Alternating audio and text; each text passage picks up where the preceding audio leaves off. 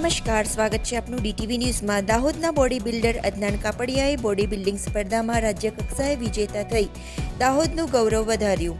દાહોદના રહેવાસી અને ફિટનેસ કોચ તરીકે કાર્યરત અદનાન કાપડિયાએ સુરત ખાતે યોજાયેલી બોડી બિલ્ડિંગ સ્પર્ધામાં ભાગ લીધો હતો, જેમાં અલગ અલગ કેટેગરીમાં 150 જણે ભાગ લીધો હતો, જેમાંથી 62 થી 65 કિલોની સ્પર્ધામાં કુલ 8 સ્પર્ધકો હતો, જેમાં અદનાન કાપડિયા પ્રથમ નંબરે વિજેતા થતા ટ્રોફી આપી સન્માન કરવામાં આવ્યું હતું। મારું નામ છે અદનાન હકીમુદ્દીન કાપડિયા। હું છેલ્લે 8 વર્ષથી આ ફિલ્ડમાં છું ને હું પહેલું કોમ્પિટિશન હું ગાંધીધામમાં કરેલું, એના અંદર હું 3rd રેન્ક આવ્યો હતો।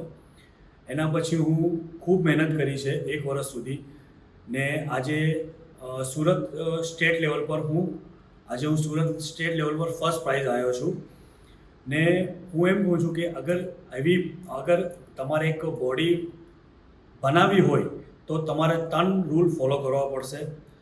ફર્સ્ટ છે ડિસિપ્લિન, સેકન્ડ છે ફોકસ ને થર્ડ છે ડાયટ। આ 3 વસ્તુ વગર તમારી બોડી ટ્રાન્સફોર્મ નહીં થાય।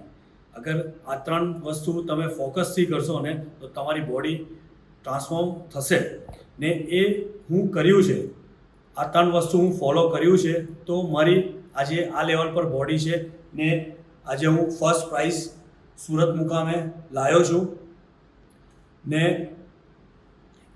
એના અંદર આજે હું એમ કહું છું કે નવું જે જનરેશન છે, જે લોકોને ડાયાબિટીસ છે, થાઇરોઇડ છે, એ તમે કોઈ બી સ્પોર્ટમાં તમે આવો ને તમે એક્ટિવ થાઓ એ વસ્તુમાં ને બોડી એવું નથી કે તમારે 1-2 દિવસમાં 3 દિવસમાં 4 દિવસમાં બોડી બને। એના અંદર તમારે ફોકસ જોઈશે, ડિસિપ્લિન જોઈશે, ડાયટ જોઈશે ને બીજી વસ્તુ કે એવું નથી કે ભાઈ જીમમાં આવવાથી તમે ખાલી વર્કઆઉટ કરો છો તો તમારી બોડી બની જાય છે, નહીં। વર્કઆઉટ આપણે કરીએ છીએ ઓકે, પણ એના સાથે તમારે આ 3 વસ્તુ જોઈશે, એનામાં ફોકસ, ડિસિપ્લિન ને diet.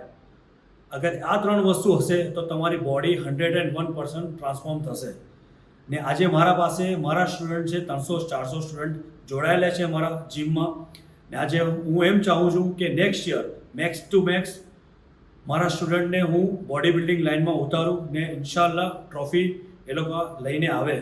Stay focus and thank you.